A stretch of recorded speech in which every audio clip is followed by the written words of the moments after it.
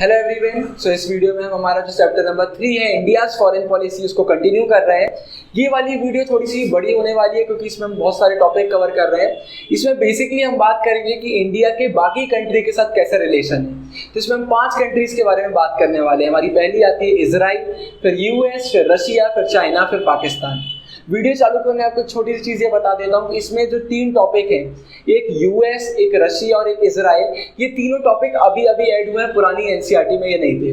और जैसा कि आप सब जानते हैं अभी मार्केट में नई एनसीईआरटी अवेलेबल नहीं है और जो सीबीएसई का पीडीएफ है उसमें सिर्फ और सिर्फ इजराइल के बारे में बताया गया है। तो मैं आपको जो भी एक्सप्लेन करने वाला हूँ चाइना पाकिस्तान का तो मैं आपको बुक से करूंगा, इजराइल का मैं आपको पीडीएफ से करूंगा बाकी, लेकिन जो यूएस और रशिया बचता है इसका मैं आपको पूरा नेट से सर्च कर बता रहा हूँ। तो मैं आपको 100% श्योरिटी नहीं दे सकता कि आपको एनसीईआरटी में यही देखने को मिलेगा कि नहीं, लेकिन बोर्ड के हिसाब से काफी होगा क्योंकि हम पूरी बात करने वाले हैं कि आज के डेट में इंडिया के कैसे रिलेशन चल रहे हैं दोनों कंट्री के साथ। तो सीधा चालू करते हैं। तो जो हमारी सबसे पहली कंट्री के बारे में बात करेंगे वो है इजराइल। तो अगर हम बात करें इंडिया और इजराइल की, सबसे पहले जब इंडिया को आज़ादी मिली उसके बाद लगभग 45 ईयर्स आगे तक इंडिया और इजराइल के बीच में इतने अच्छे रिलेशन देखने को नहीं मिले। ऐसे बहुत सारे रीजन थे जिनकी वजह से अगर हम बात करें इंडिया की मिडिल ईस्ट रीजन में, जो मिडिल ईस्ट रीजन आज के डेट में वेस्ट एशियन रीजन के नाम से जाना जाता है, उस एरिया में अगर इंडिया की बात करें तो इंडिया के रिलेशन सिर्फ उनके साथ थे जो इस्लामिक टेरिटरीज थी उस समय। और सबसे हैरानी की बात यह है कि वो पूरा एरिया जो है वो इस्लामिक है, उसके बावजूद इजराइल वहाँ पर एक लौती ऐसी कंट्री है जो नॉन इस्लामिक है।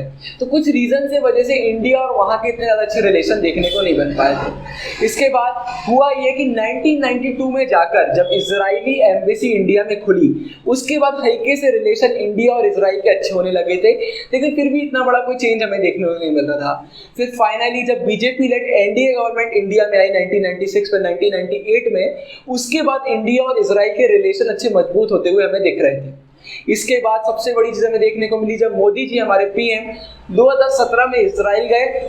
वहां पर जब वो इजराइल गए तो इंडिया इजराइल के रिलेशन और अच्छे हो गए थे।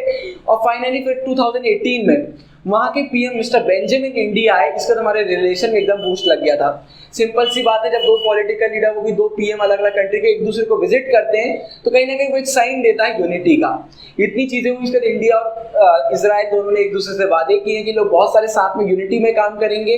मेनली वो सिक्योरिटी हो, पीस हो, डिफेंस हो, टेररिज्म, स्पेस रिसर्च में, वाटर रिसर्च में या एग्रीकल्चर जितने भी एरिया होंगे यहाँ सब पर इजराइल और इंडिया आगे फ्यूचर में साथ में काम करने की सोच रहा है और इनमें से कई चीजों में साथ में काम करना चालू भी कर दिया है। तो सिर्फ इतना ही आता है इंडिया और इजराइल के रिलेशन में।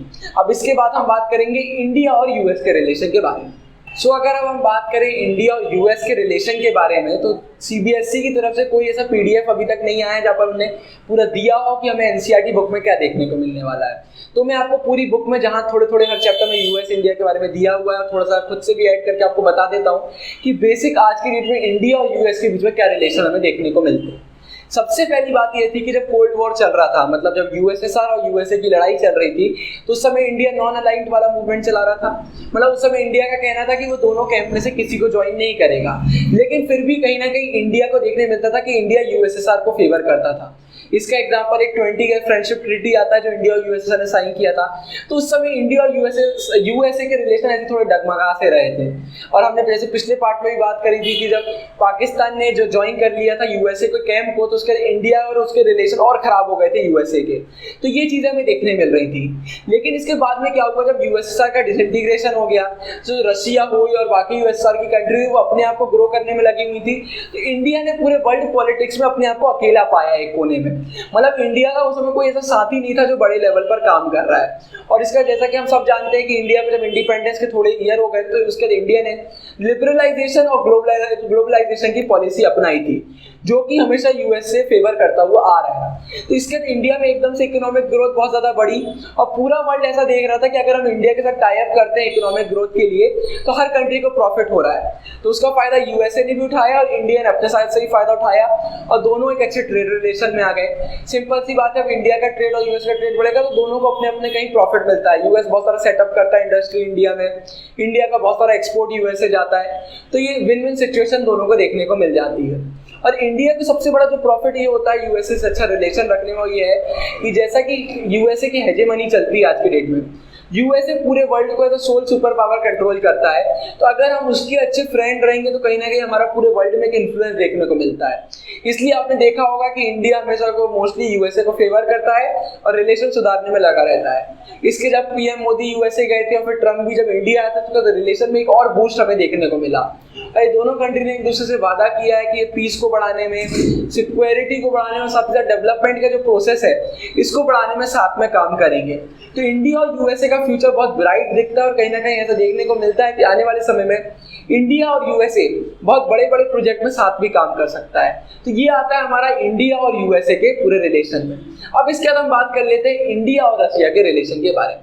अगर अब इसके बाद हम बात करें इंडिया और रशिया के रिलेशन में, तो हमारी जो पहली बुक है पॉलिटिकल साइंस, उससे ही ये चालू हो जाता है। सबसे पहले अगर हम बात करें कोल्ड वॉर वाले पीरियड में, तो उस समय इंडिया और यूएसएसआर के बहुत अच्छे रिलेशन थे।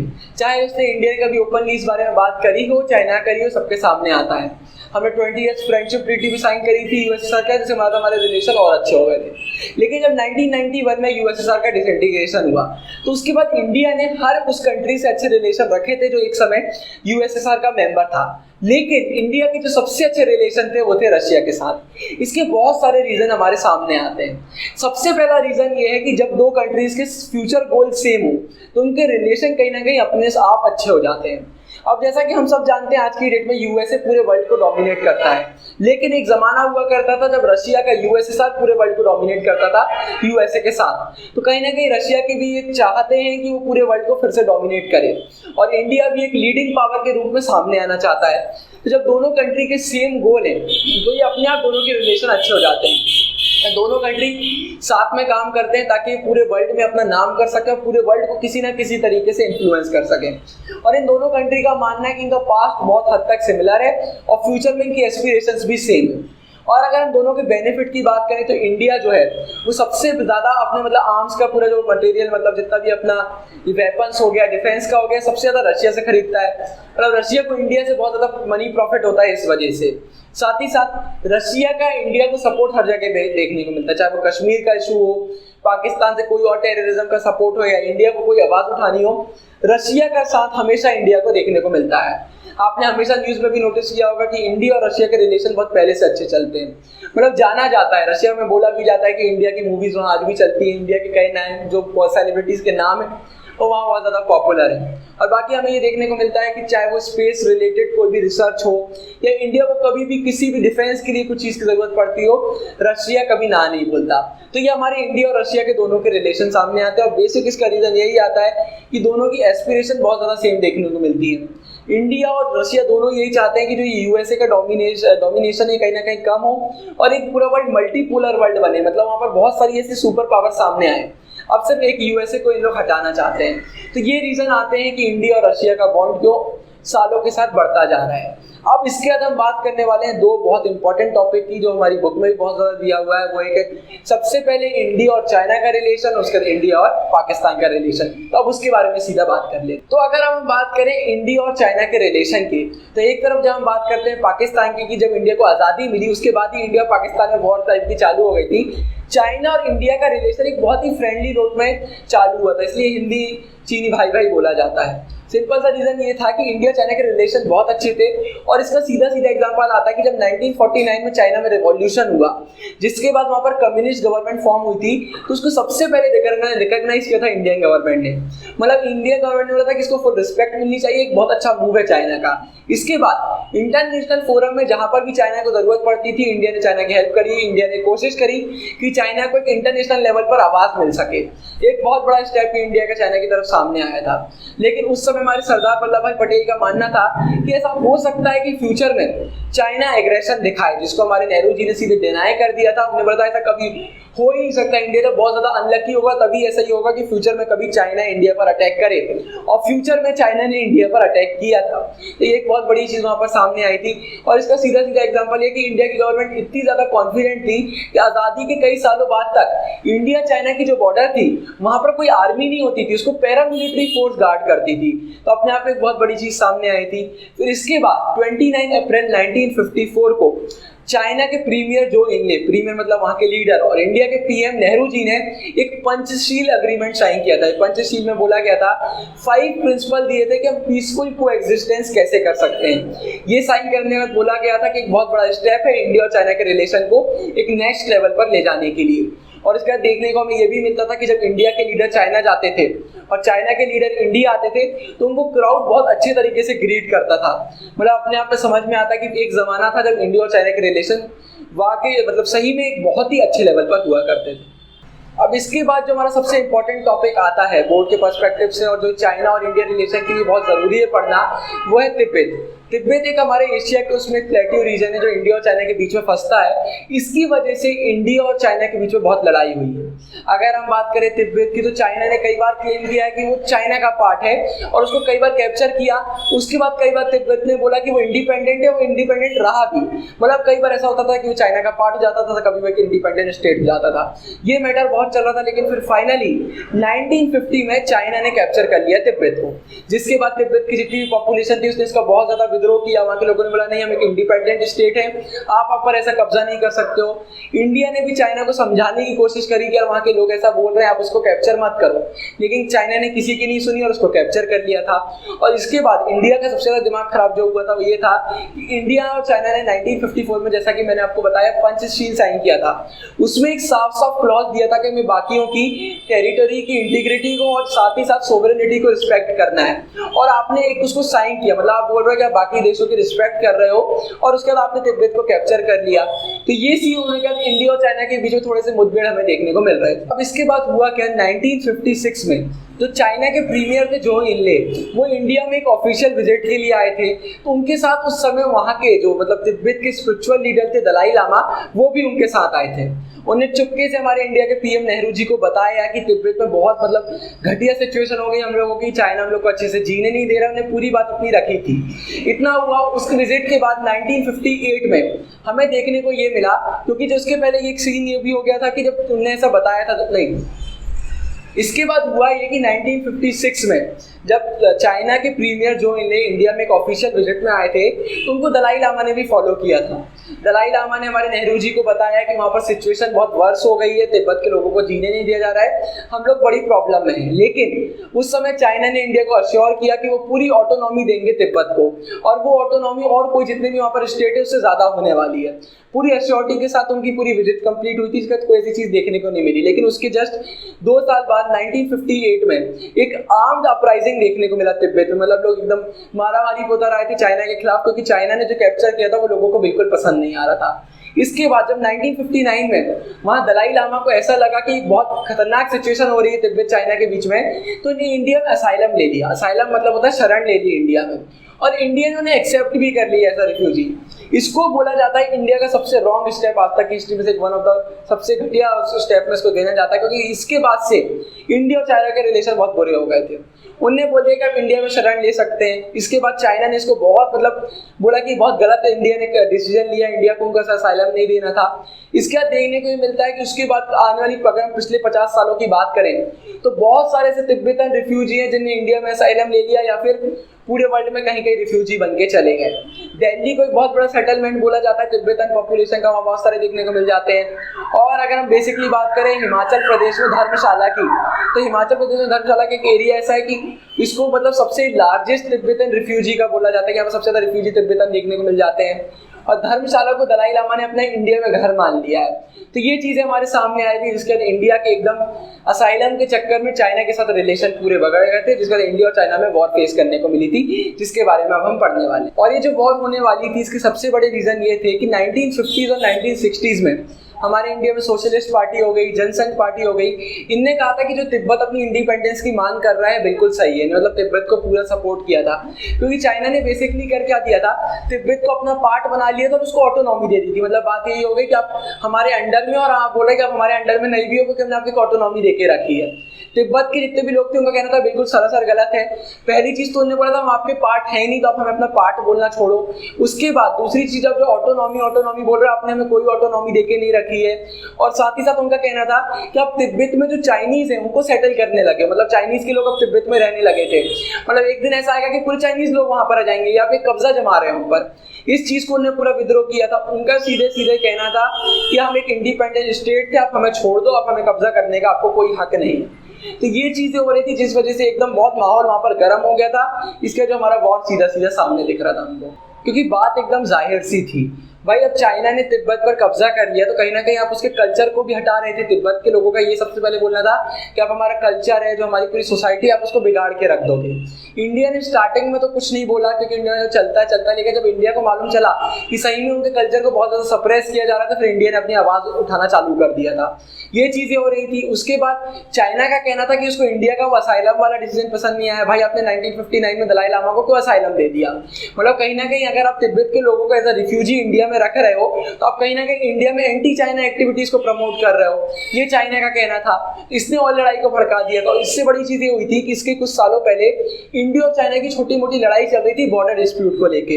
इंडिया का कहना था कि जिस बॉर्डर डिस्प्यूट की आप बात कर रहे हो, ये डिस्प्यूट बहुत पहले ही हमारे जब कॉलोनियल पीरियड था, जब हमारा ब्रिटिशर का हम पर राज था, उसी समय इसको सुलझा दिया गया था।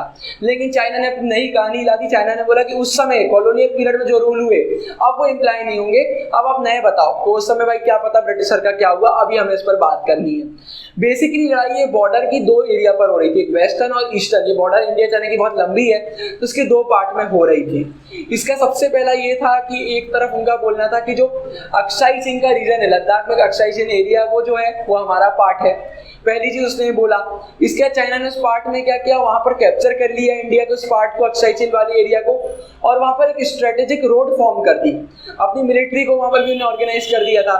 इंडिया ने बहुत सालों तक बात करी कि यार ये आपने सही नहीं किया, लेकिन उसका कोई हमारे पास ऐसा डिसीजन देखने को नहीं मिल रहा था। साथ ही साथ अरुणाचल प्रदेश का बहुत सारा एरिया, जिसको उस समय हम बोलते थे नॉर्थ ईस्टर्न फ्रंटियर एजेंसी बोलते थे, अरुणाचल का मतलब आधे से ज्यादा स्टेट आप बोल सकते हो, वो चाइना का कहना था कि वो चाइना का पार्ट है। तो इसके बीच में बहुत ज्यादा लड़ाई देखने को मिल रही थी। बाद में हमें ये देखने को मिला कि इंडिया और चाइना के बीच में बहुत सारी आर्मी की झड़प भी देखने को मिल गई थी, छोटी मोटी बॉर्डर। आप न्यूज में देखते होंगे कि दो आर्मी थोड़ा बहुत लड़ लेती हैं, आपस में झगड़े हो जाते हैं, ऐसी झड़प देखना चालू हो गई थी, जो कहीं ना कहीं साइन था कि बहुत जल्द एक वॉर भी देखने को मिल सकती है। तो आप सबको क्यूबन मिसाइल क्राइसिस के बारे में तो याद ही होगा, हमने उसके बारे में भी पढ़ा था। लेकिन उस समय पूरे वर्ल्ड में वो एक अकेली चीज नहीं थी जो चल रही थी। हालांकि पूरी वर्ल्ड की निगाहें उसी तरफ थी क्योंकि दो सुपर पावर अपने आप में लड़ रहे थे। लेकिन उसी समय अक्टूबर 1962 में चाइना ने भी इंडिया में इन्वेजन चालू कर दिया था। मतलब चाइना के वही डिस्प्यूटेड जो दो एरियाज थे वेस्टर्न ईस्टर्न वाले, उस पर कैप्चर करना चालू कर दिया था। मैंने आपको पहले ही बताया 1957 और 59 के समय अरुणाचल प्रदेश के कुछ एरिया को चाइना ने कैप्चर कर दिया था, वहां पर एक स्ट्रेटेजिक रोड बना दी थी। तो उतना तो ठीक था। उसके बाद फिर सीधे ये सामने हमारे आ गया था कि 1962 अक्टूबर में चाइना ने सीधे वॉर सी चालू कर दी थी। इसमें हुआ क्या, पहले जो अटैक किया चाइना ने इंडिया पे, वो पूरा एक हफ्ता चला, जहां पर अरुणाचल प्रदेश के कुछ की पॉइंट जो एरिया थे उसको चाइना ने कैप्चर कर लिया। इसके बाद एक महीने बाद जस्ट चाइना ने फिर से इंडिया पर अटैक किया दोनों तरफ से।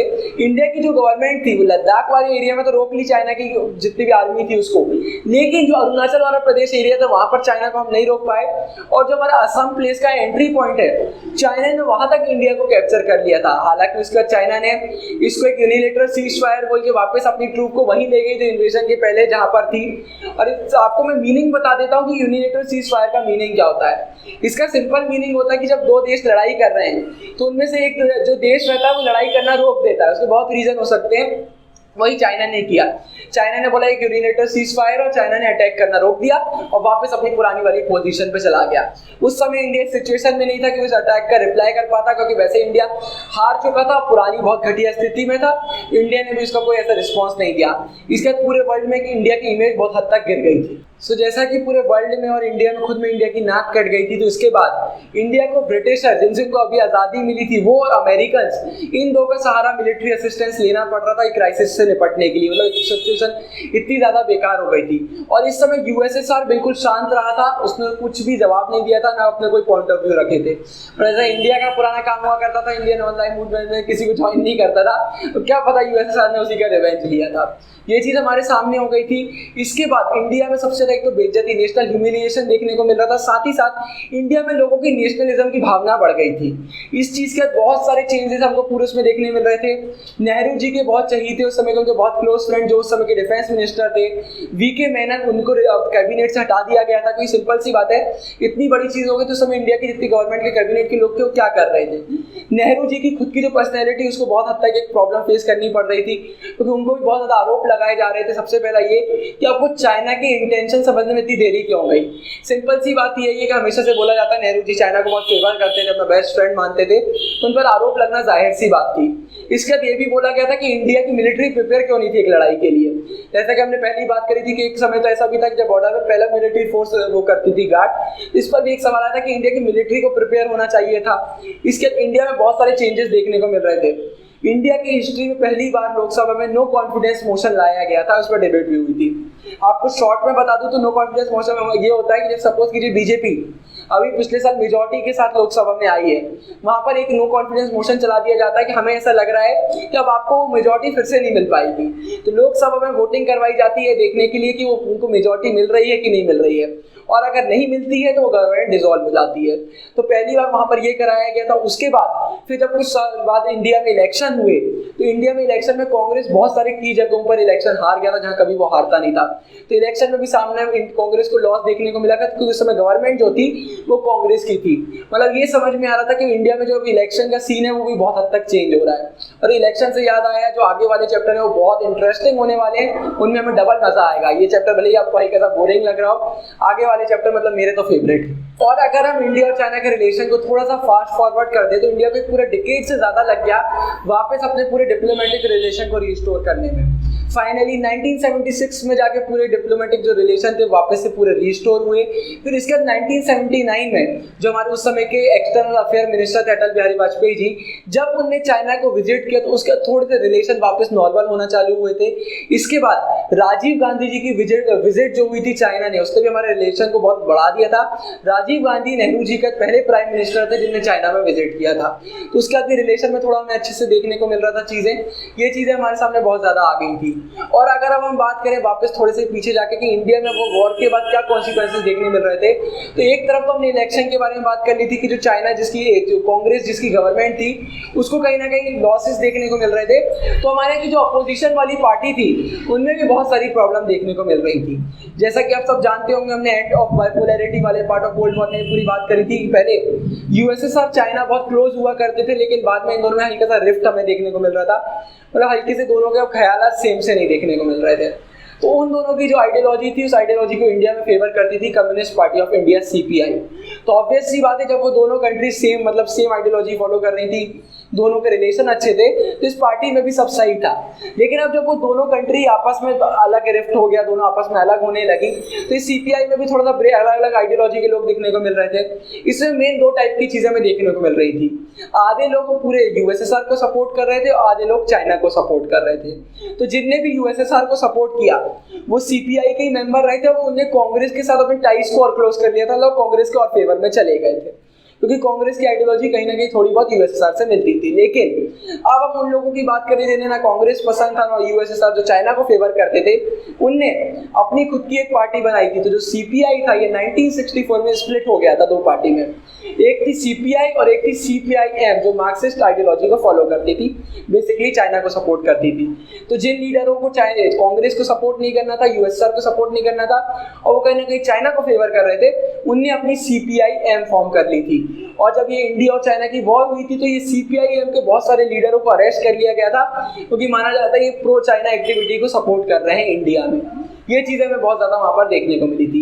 अब इसके बाद चाइना इंडिया के रिलेशन में हम लास्ट टॉपिक पर बात कर लेते हैं कि जब ये वॉर खत्म हुई तो इंडिया में और पॉलिटिकल के अलावा और क्या क्या चेंजेस हमें थोड़े देखने को मिल रहे हैं। तो इसके बाद हमें और जो चीजें सबसे ज्यादा देखने को मिल रही ये थी कि उस समय की गवर्नमेंट जो इस समय ज्यादा नॉर्थ ईस्ट जो रीजन है इंडिया, वहां पर ध्यान नहीं देती थी, वहां पर ध्यान देखने लगी थी।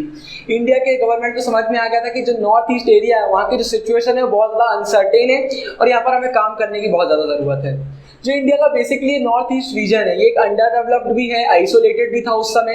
ये दो चीज तो प्रॉब्लम थी, लेकिन इससे बड़ी वहां पर जो प्रॉब्लम आ रही थी वो नेशनल इंटीग्रेशन और यूनिटी की आ रही थी। मतलब जहां पर हमने पहले बात करी थी हमारे फर्स्ट चैप्टर में, इंडिया का मेन जो एक एम था वो ये था कि पूरा इंडिया जो वो इंटीग्रेटेड रहे, मतलब यूनिटी बनी रहे हमारे यहाँ। वो कहीं ना कहीं ये नॉर्थ ईस्ट एरिया में बहुत कम देखने को मिलती थी। तो इसका सबसे बड़ा जो काम वहां पर किया गया था वो ये था, जो नागालैंड था उसको स्टेट का पूरा प्रोवाइड कर दिया था, मतलब उसको एक स्टेट बना दिया गया था, स्टेटहुड प्रोवाइड करवा दिया गया था। और साथ ही साथ मणिपुर और त्रिपुरा जो उस समय की हमारी यूनियन टेरिटरीज थी, उनको बोल दिया गया था कि वो खुद अपनी लेजिस्लेटिव असेंबलीज इलेक्ट करेंगे। मतलब आप यूनियन टेरिटरीज उसके बावजूद आप अपनी लेजिस्लेटिव असेंबली खुद इलेक्ट करेंगे।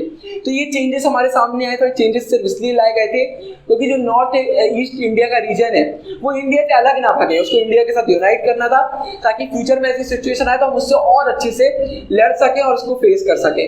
तो ये आता है हमारा पूरा इंडिया और चाइना के बारे में। ये टॉपिक बहुत बड़ा था।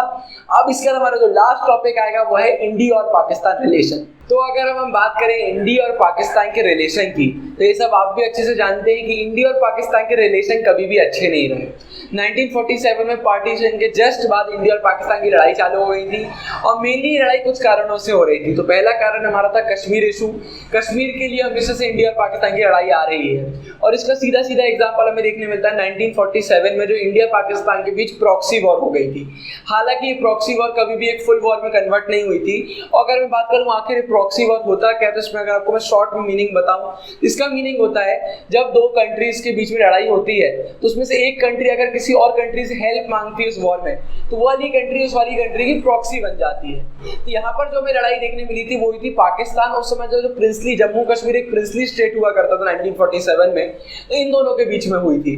तो प्रिंसली स्टेट के महाराजा ने इंडिया से हेल्प मांगी थी, इसलिए इंडिया उसका प्रॉक्सी बन गया था, इसलिए इसको प्रॉक्सी वॉर बोला जाता है। तो ये चीज हमारे सामने आई थी। इस वॉर के बाद ये वॉर इतनी ज्यादा बढ़ गई कि इसको पूरे यूएन तक पहुंचाना पड़ गया था। यूएन में बताना पड़ा था कि यार ये चीजें हो गई हैं। तो ये कहीं ना कहीं अपने आप में बहुत बेकार चीज हो गई थी। इसके बाद सबसे बड़ी चीज देखने को ये मिल रही थी कि अब ये पाकिस्तान था, ये एक बहुत बड़ा रोल प्ले करने लगा था, क्रिटिकल रोल इंडिया का यूएस और चाइना से रिलेशन में।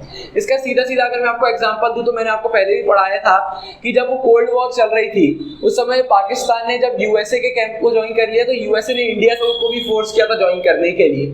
और जब इंडिया ने ज्वाइन नहीं किया तो इंडिया और यूएस के रिलेशन में थोड़े समय नेगेटिव साइड देखने को मिलने लगे थे। सिंपल सी बात है कि दो कंट्री एक समय में एक हुआ करती थी, इंडिया पाकिस्तान की, तो दोनों में से एक में भी अगर कुछ अभी रिसेंट उस समय में चेंज आ रहा होगा तो उसका इम्पैक्ट दूसरे वाले में देखने को मिल रहा था। ये चीज हुई। हालांकि इतना सब हो जाने के बाद भी इंडिया और पाकिस्तान के जो रिलेशन थे वो बहुत हद तक सही चल रहे थे। कश्मीर इशू का इतना बड़ा उसमें देखने को नहीं मिला था, क्योंकि पार्टीशन के समय जितनी भी वुमेन किडनैप हुई थी, जो अपनी फैमिली से लॉस्ट हो गई थी, उनको वापस उनकी ओरिजिनल फैमिली में पहुंचाने का काम इंडिया पाकिस्तान दोनों साइड से चल रहा था। तो अपने आप में एक अच्छी चीज हमें देखने को मिल रही थी। इसके बाद इंडिया और पाकिस्तान की जो एक और लड़ाई बहुत चलती थी वो रिवर वाटर शेयरिंग पर चलती थी कि किसको कितना पानी मिलना चाहिए। फिर फाइनली इसका भी सोल्यूशन आया था कि जो वर्ल्ड बैंक है उसने मेडिएट करवाया था 1960 में, एक ट्रीटी साइन करवाई थी, इंडस वाटर्स ट्रीटी 1960 में, जो कि नेहरू जी और वहां पाकिस्तान के जनरल आयूब खान के बीच में हुई थी। और इतना सब हो जाने के बाद, इंडिया पाकिस्तान की इतनी लड़ाई हो जाने के बाद भी ये ट्रीटी अभी तक अच्छे से काम कर रही है। एक अच्छी चीज हमारे सामने आती है। और इसके बाद जो इससे बड़ी हमें इंडिया और पाकिस्तान की वॉर देखने को मिलती है वो है 1965 में। आप आने वाले चैप्टर में पढ़ेंगे कि अगर हम बात करते हैं 1965 की, तो उस समय हमारे पीएम बन चुके थे लाल बहादुर शास्त्री जी। इसमें एक्चुअली हुआ क्या है, 1965 में पाकिस्तान ने रन ऑफ कच्छ, जो कि गुजरात का एक रीजन है, वहां पर आर्म्ड अटैक कर दिया, मतलब अपनी मिलिट्री को वहां पर लड़ने के लिए भेज दिया। और इसके जस्ट कुछ दिनों बाद अगस्त सितंबर के महीने में उन्हें जम्मू कश्मीर पर भी अटैक कर दिया। वो जो अटैक था वो इससे डबल तेजी वाला था, मतलब दो तरफ से हमें अटैक देखने को मिला था पाकिस्तान की साइड से। और पाकिस्तान के इस अटैक के समय सोच रहा था कि उसे अपनी लोकल पॉपुलेशन से बहुत बड़ा सपोर्ट मिलने वाला है, लेकिन ऐसा कुछ भी नहीं हुआ। उसको कोई अपनी पॉपुलेशन से, लोकल पॉपुलेशन से सपोर्ट नहीं मिला था। इसके बाद हमारे शास्त्री जी ने ऑर्डर किया कि हम इंडिया वाले पाकिस्तान पंजाब साइड से काउंटर ऑफेंसिव अटैक चालू कर दें, क्योंकि कश्मीर में स्थिति बहुत गंभीर हो गई थी। तो उसको नॉर्मल करने के लिए हमने अपने पंजाब वाले साइड में अटैक करना चालू कर दिया। मतलब हम यहाँ से अटैक करेंगे तो पाकिस्तान का जो फोकस कश्मीर पर है अब वो इस साइड पड़ जाएगा। और ये इतनी खतरनाक लड़ाई हुई थी कि इसमें इंडिया ने जब पंजाब से अटैक चालू किया तो इंडिया पाकिस्तान में लाहौर तक पहुंच गया था। ये लड़ाई बहुत तेजी से बढ़ रही थी। बाद में यूएन के इंटरवेंशन के बाद ये लड़ाई बंद हुई, मतलब जब यूएन बीच में आ गया इसको रोकने के लिए, उसके बाद पूरी हॉस्टिलिटीज ये बंद हुई। और फिर फाइनली 1966 में टास्केंट एग्रीमेंट हुआ। ये एग्रीमेंट यूएसएसआर ने करवाया था, मतलब यूएसएसआर ने एक बीच में काम किया था मेडिएट करवाने का। इसने एग्रीमेंट, ये पीसफुल एग्रीमेंट साइन करवाया था, और ये साइन हुआ था आयूब खान जो वहाँ के जनरल थे उनके बीच और इंडिया के शास्त्री जी के बीच। और आपको मैं एक फैक्ट बता दूं कि इसी टास्केंट एग्रीमेंट के बाद वहीं पर हमारे शास्त्री जी की डेथ हो गई थी। बहुत बड़ी एक ऐसी कॉन्स्पिरेसी यहाँ पर हुई थी। अगर आपको इसकी डिटेल पढ़ना, मूवी देख सकते हैं जो टास्केंट की मूवी आई थी, वाली मूवी में पूरा डिटेल में इसमें दिया हुआ है। ये सब होने के बाद चीजें तो नॉर्मल हो गई और इंडिया ने पाकिस्तान को बहुत बड़ा अच्छा खासा मिलिट्री लॉस दे दिया था। लेकिन उस समय इंडिया की इकोनॉमिक स्थिति पहले से खराब थी, वो और बद से बदतर हो गई, क्योंकि मिलिट्री में बहुत ज्यादा एक्सपेंस हो जाता है। तो पूरा खर्चा जब मिलिट्री साइड वॉर में चला गया तो कहीं ना कहीं इकोनॉमिक सफर करना पड़ रहा था इंडिया को। इसके बाद जो हमें एक और वॉर देखने मिलती है इंडिया पाकिस्तान के बीच में, जिसको हम बांग्लादेश वॉर बोलते हैं, वो हुई थी 1971 में। इसके पहले मैं आपको थोड़ा इसके बैक में ले जाके पूरी स्टोरी बता देता हूँ। जैसा कि हमने पहले वाले पूरे चैप्टरों में डिस्कस किया था कि जो पाकिस्तान था पहले, वो इंडिपेंडेंस का दो पार्ट्स में बना था। एक था ईस्ट पाकिस्तान और एक था वेस्ट पाकिस्तान, ठीक है, ये दो पार्ट बने थे पाकिस्तान के। इसके बाद हुआ क्या, 1970 में यहाँ पर इंटरनल अफेयर देखने मिल रहे थे पाकिस्तान, मतलब जो दो ये पाकिस्तान थे दोनों के पीछे पट नहीं रही थी, दोनों में थोड़ी इंटरनल प्रॉब्लम चल रही थी। इसके बाद 1970 में वहाँ इलेक्शन हुए, तो इलेक्शन के बाद जो रिजल्ट आया उसने पाकिस्तान को बहुत बुरी सिचुएशन में डाल दिया था, क्योंकि इलेक्शन का जो वेस्ट पाकिस्तान था, जो आज के डेट में पाकिस्तान के नाम से जानते हैं, यहाँ पर जुल्फिकार भुट्टो की जो पार्टी थी वो जीत गई थी इलेक्शन। लेकिन अगर हम बात करें ईस्ट पाकिस्तान, जिसको आज की डेट में हम बांग्लादेश बोलते हैं, वहां पर मुजीबुर रहमान जो वहां के शेख थे उनकी पार्टी जीत गई थी, अवामी लीग। मतलब दोनों तरफ अलग अलग पार्टी जीत गई थी। और ईस्ट पाकिस्तान में ये अवामी लीग जीतने का सिंपल का रीजन ये था कि बांग्लादेश जो है आज की डेट में वो मेनली हमारे बंगाल पार्ट को कट के बना है। वहाँ का कल्चर थोड़ा अलग था वेस्ट पाकिस्तान से, तो वहाँ के लोगों का कहना था कि पाकिस्तान ने कभी हमें अच्छे से ट्रीट नहीं किया, हमें हमेशा सेकेंड क्लास समझा गया है। यहाँ पर उन लोग अपने आप को अच्छा ट्रीट करते हैं, उसके बाद हम आते हैं, हमें इंटरनल फ्रीडम कुछ देके नहीं रखी है, ये चीज सामने आ रही थी। इसके बाद ये हुआ, जो पाकिस्तान के रूलर थे उनने जो इलेक्शन हुआ 1970 में उसको सीधे मना कर दिया। उनने बोला इस इलेक्शन को मानेंगे नहीं, ऑब्वियस सी बात है, उन लोग हमेशा से पावर में रहे हैं, वो एकदम से मुजीबुर रहमान को पावर कैसे दे देंगे, ये चीज सामने आई। और लोगों का प्रोटेस्ट बहुत पहले से इस चीज को चल रहा था। इसके बाद ये और ज्यादा बढ़ गया और इन लोग का कहना था कि आप एटलीस्ट उनको फेडरेशन तो दे दो। फेडरेशन मतलब होता है कि दोनों की सेंट्रल गवर्नमेंट एक रहेगी, लेकिन हम हमको थोड़ी सी इंटरनल हमें अपनी जो डिसीजन है वो लेने की पावर तो दो। उस पर भी पाकिस्तान ने मना कर दिया। ये चीजें चल रही थी। साथ ही साथ इसके क्या हुआ, 1971 में वेस्ट पाकिस्तान के जो रूलर थे उनने ये शेख मुजीबुर रहमान को वो करवा दिया अरेस्ट। जैसे ही ये अरेस्ट हुए उसके बाद जो ये ईस्ट पाकिस्तान के लोग थे इन पर इनने टेरर कर दिया वेस्ट पाकिस्तान वालों ने, मतलब इनकी सिचुएशन बद से बदतर बना दी। ये चीजें जब हुई तो उसके बाद वहाँ के 80 लाख कुछ करीब रिफ्यूजी इंडिया आ गए भग करके, हमें इंडिया में रिफ्यूजी चाहिए, वहाँ इतनी खतरनाक सिचुएशन हो गई है। और ऑब्वियस सी बात है, बंगाल इंडिया का एक पार्ट है और वो इंडिया का थोड़ा सा पार्ट कट के वो ईस्ट पाकिस्तान बना था। तो इंडिया के जो बंगाली के लोग थे उनका मानना था कि हमें उनकी हेल्प करनी चाहिए। और साथ ही साथ एक समय था जब वो इंडिया का पार्ट था, तो ऑब्वियस इंडिया अपनी हेल्प आगे बढ़ाएगा। इंडिया ने उनको पूरे मोरल तरीके से हेल्प करी और मटेरियल तरीके से भी पूरी हेल्प करी। मतलब कुल मिला के अब उसको बचाने के लिए इंडिया अपने उसमें आ रहा था, लड़ने के उसमें। और जो ये बांग्लादेश के लोग थे, मतलब उस समय के ईस्ट पाकिस्तान के लोग अब बोल रहे थे कि हमें खुद की एक कंट्री चाहिए बांग्लादेश, अब हम और पाकिस्तान के उसमें नहीं रह सकते। जहां एक तरफ ये चल रहा था पाकिस्तान एक नई चीज क्या कर दी, नई इंडिया के खिलाफ कॉन्स्पिरेसी लेके आ गए। उन्हें बोला जो ये मतलब बांग्लादेश की नई आवाज उठ रही है कि हमें नया बांग्लादेश चाहिए, हमें पाकिस्तान से अलग चाहिए, इन सबको आग लगाने का काम इंडिया ने किया। ये पूरा इंडिया का काम है। और यहाँ पर एक शॉकिंग बात ये आई कि उस समय चाइना और जो यूएस है दोनों ने पाकिस्तान को सपोर्ट किया था। तो एक चीज बहुत चौंकाने वाली हमारे सामने सबसे पहले तो ये आ रही थी। तो एक्चुअली वो क्या रहा था, जो ये चाइना या यूएस थे ये रीअप्रोचमेंट की पॉलिसी अपना रहे थे। अब ये रीअप्रोचमेंट क्या होता है, जैसा कि हमने पहले वाले चैप्टरों में पढ़ा था कि कुछ सालों के लिए चाइना और यूएस दोनों अंडरग्राउंड हो गए थे। मतलब इन्हें पूरे वर्ल्ड से जितने भी इनके टाई अप थे, जितने भी रिलेशन थे, उनको छोड़ दिया था, अपने आप में गायब हो गए थे। अब 1960s के दौर में अपना प्रॉफिट बढ़ाने के लिए और अपने आप का इन्फ्लुएंस बढ़ाने के लिए अब ये वापस वो पुराने जो इनके रिलेशन थे उनको रिक्रिएट कर रहे थे। तो इसमें क्या हुआ, सिंपल से बात, एक समय हुआ करता था चाइना यूएस दोनों के एशिया रीजन में बहुत सारे अलाइज होते थे, एक अच्छा ग्रुप फॉर्म होता था। तो वो जितने भी ग्रुप थे, जितने भी फोर्सेस थे, वो वापस रिक्रिएट हो रहे थे क्योंकि इन लोगों ने रीअप्रोचमेंट की पॉलिसी अपना ली थी। ये चीज हुई। इसके बाद यहाँ पर जो हमें सबसे बड़ी चीज देखने को मिल रही थी वो ये थी कि हेनरी किसिंजर, जो कि उस समय के यूएस प्रेसिडेंट रिचर्ड निक्सन के एडवाइजर हुआ करते थे, उन्होंने एक सीक्रेट विजिट करी चाइना की, और पाकिस्तान के द्वारा इन्हें करी थी। मतलब पहले पाकिस्तान गए, फिर वहां से एक सीक्रेट विजिट चाइना से करी। तो इंडिया को कहीं ना कहीं समझ में आ गया था कि चाइना, यूएस और पाकिस्तान मिलकर कुछ ना कुछ तो खिचड़ी पका रहे हैं। जिसके बाद जुलाई 1971 में इंडिया ने यूएसएसआर के साथ 20 years treaty of peace and friendship sign कर ली थी। ये आपका मैंने बहुत पहले भी रेफरेंस दिया है कई बार। ये 20 साल की ट्रीटी साइन करी थी जिसमें इंडिया, यूएसएसआर ने बोला था कि फ्यूचर में अगर कभी भी इंडिया पर अटैक होता है तो यूएसएसआर अपना पूरा सपोर्ट दिखाएगा इंडिया को। इसके बाद इंडिया को बहुत क्रिटिसिज्म भी झेलना पड़ा था क्योंकि उस समय इंडिया का नॉन अलाइंड मूवमेंट चल रहा था। उस समय बोला गया था कि आप एक तरफ वाला मूवमेंट चला रहे हैं और एक तरफ आपने यूएसएसआर से ट्रीटी साइन कर ली। लेकिन सच्चाई ये थी कि उस समय इंडिया की सिचुएशन सही में सही नहीं थी। तो सिंपल सी बात है, पहले एक वॉर हो चुका है, उसके बाद अब इतनी बड़ी इतनी दो कंट्री एक पाकिस्तान को सपोर्ट करने लगेंगी तो इंडिया को कहीं ना कहीं तो अपना फ्रेंड ढूंढना पड़ेगा।